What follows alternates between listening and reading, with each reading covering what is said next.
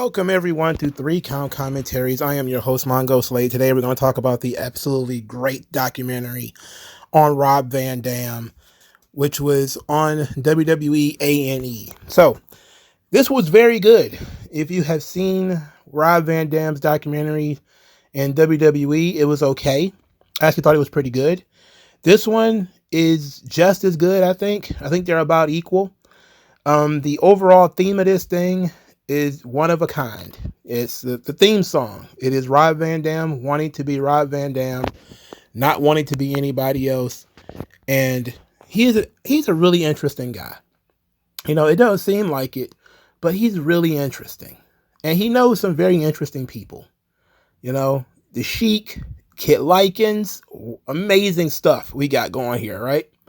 So, where do I begin? Well, there's some stuff here that I think was incredibly interesting. For starters, Rob Van Dam said he got into wrestling because he was a fan of Leapin' Lanny Poffo, which is something I have never heard out of anyone ever.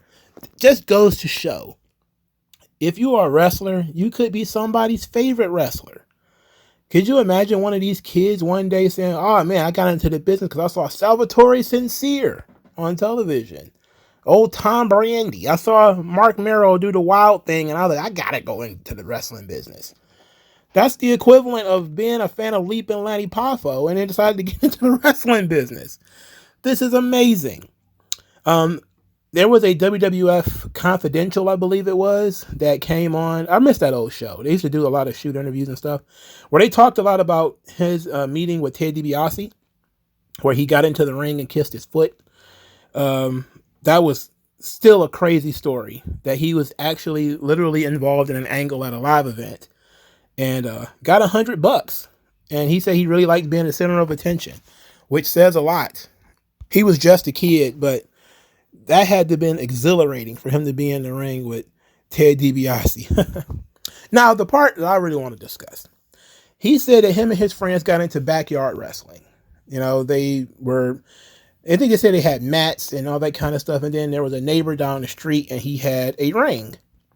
They went over there, knocked on the door and wanted to use his ring. Turns out that the guy is named Kit Likens. And he is a kickboxing and karate trainer. And he said, yeah, you guys can use my ring to wrestle, but you gotta do kickboxing and karate. So during the day, they would train kickboxing and karate, and at night they would wrestle in his ring. And they would do whatever it took to get into that ring. And the video of them being in Kit Likens' ring, wrestling around, doing flips and everything, absolutely phenomenal. Really good stuff for this documentary. Also, they had just a short interview from Kit Likens. Kit Likens, the White Dragon, a karate MMA guy. Interesting story about Kit Likens. I have to actually look this up. He was actually embroiled in a huge lawsuit with the state of Michigan in 2016 to like 2018, I believe. I'll look that up too. Because he was running unlicensed MMA events, calling them karate events or kumites. The state had recently decided to regulate amateur mixed martial arts because a guy had died. A Canadian-Nigerian gentleman had died at a mixed martial arts event.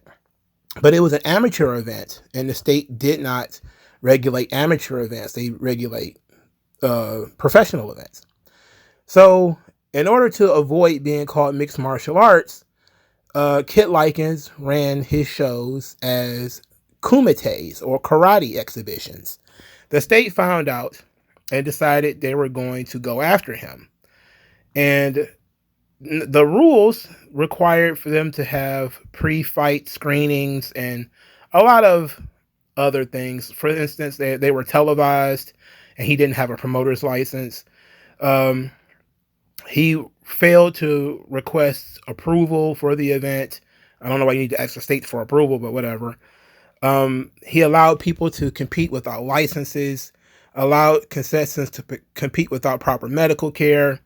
He allowed contestants to compete without submitting the results of required medical tests. That means blood work and stuff like that. He didn't provide any medical or life insurance at the events. There was no inspectors, no trainers, no licensed referees present.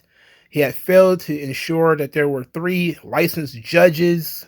He had failed to report results of each contest, including physician recommendations.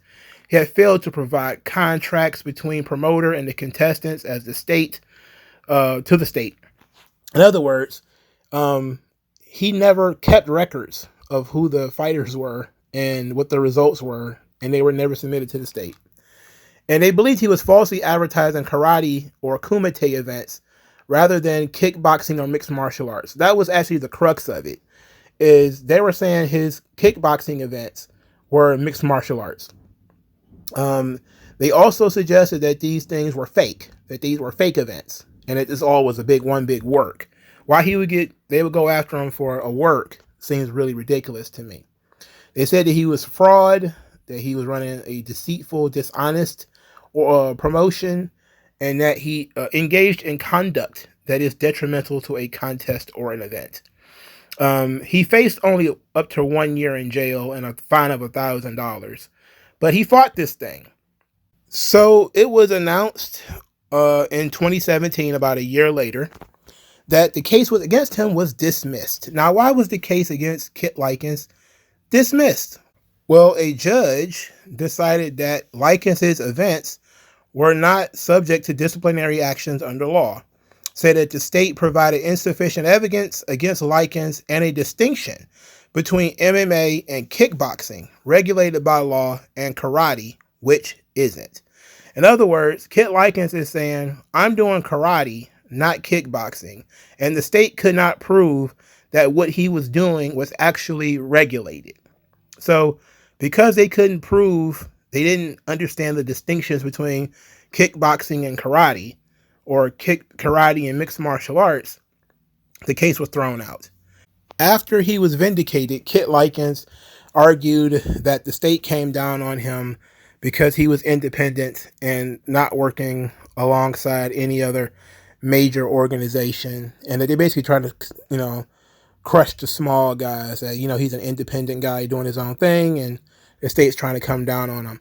But he doesn't just tie into this because he trained Rob Van Dam, but that mentality that he's an independent guy going out there hosting his own MMA kickboxing shows or kickboxing karate shows, filming them for television, that sort of thing. He's just doing it himself, and not trying to become, UFC heavyweight champion or anything like that, even though he's much too small to be UFC heavyweight champion. He did fight in K1. He fought in the same tournament as Ernesto Hoost and Mirko Cro Cop. That should tell you right there, he was in no way going to end up being a big star in kickboxing. He lost in the first round to Musashi, a Japanese kickboxer. He got knocked out. So this guy, very interesting dude, but got to give him credit for trying. Anyway, Kit Likens, of course, lets Rob Van Dam use his ring. Great footage. Then Rob Van Dam meets the Sheik. We can go on forever about the Sheik. But Rob Van Dam talking about training with the Sheik was something that was in the book Blood and Fire, written by Brian Solomon, that was written on the Sheik.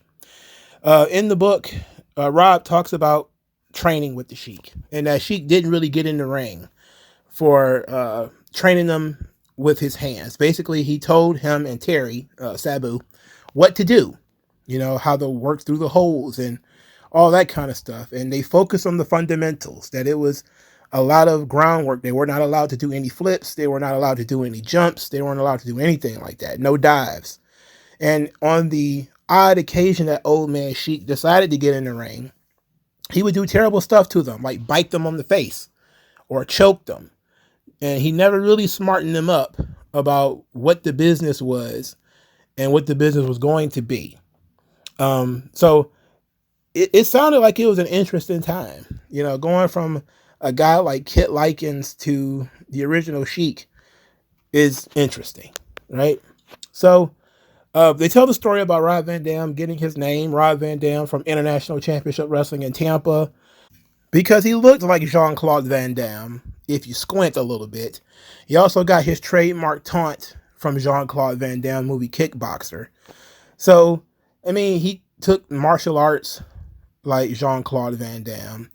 And the rest of it was basically Rob putting over ECW and talking about how he never really felt like he fit into any of these structures, and WWF put him in a box, and he fought against it. You know, he raged against the machine, refused to change, refused to adapt, as I would say. That would be my language. But, you know, how he managed to succeed, become the world champion, doing it on his own, even though he got to the mountaintop and doing it his own way, he ended up losing what he got by doing things his own way. And he accepts responsibility for it. And I say, that's absolutely the right thing to do. You know, it's tremendous that, you know, hey, I want to smoke weed, I'm going to do me. That's what I do. This is my thing. And if it costs me the world championship and a sweet spot in the main event, so be it. And that's exactly what happened. But at least he got us there. You know, at least he got there. I'm very proud that Rob Van Dam became world champion. That was amazing. That was a hell of a moment. Not just in Philadelphia, but just the fact that I had watched that guy on pretty much one of the smaller networks here in Detroit bust his ass for little to nothing. And I couldn't imagine being one of those guys that went to the shows in Philly and finally see your guy at the top, because I felt like he was one of our guys too.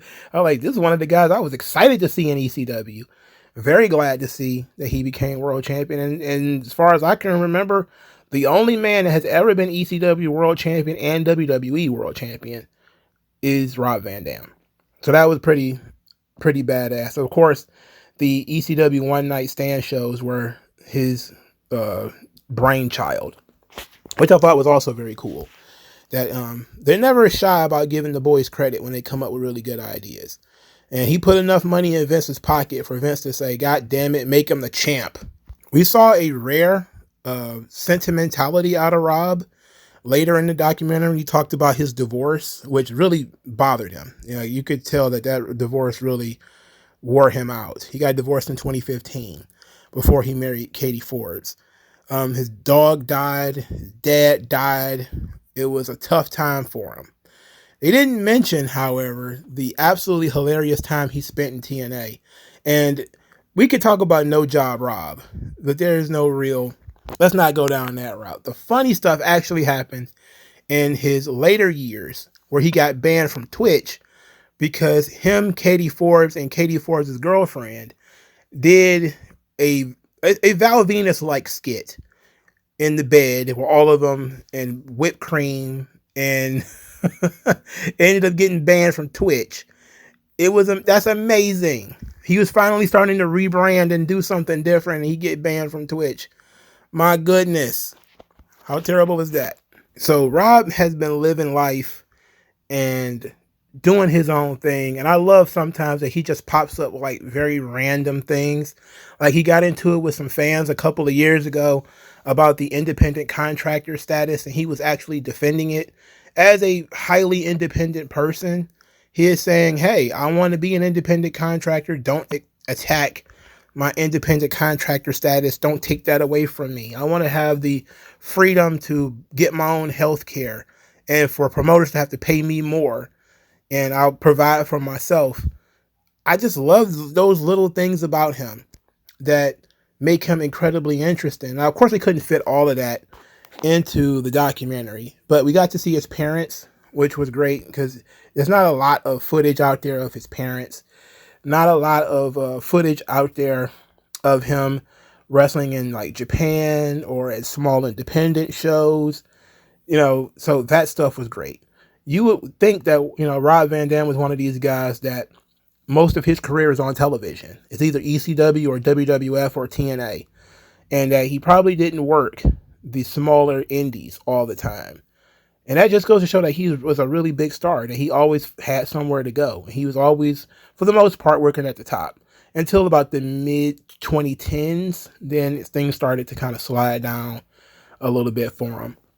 My favorite piece of the documentary is actually near the end, where he talked about going into the Hall of Fame and being on stage and being amongst all of the legends he watched as a kid. And he got there by being himself. And he says that he's fulfilled. And he said his advice to everybody is to be happy being you. And I felt like that's a really strong sentiment to end on. And for a guy who preferred falling on the hard floor to the mats, the guy who preferred the dungy, smelly arena of ECW to the glitz and glamour of WrestleMania, to a guy who would prefer to be an independent contractor rather than a cushy union worker or something like that. This is a very interesting guy, and this biography was very good. But let me know what you guys think. Like, share, subscribe. I'll talk to you guys later. Peace out. Yeah. We just gonna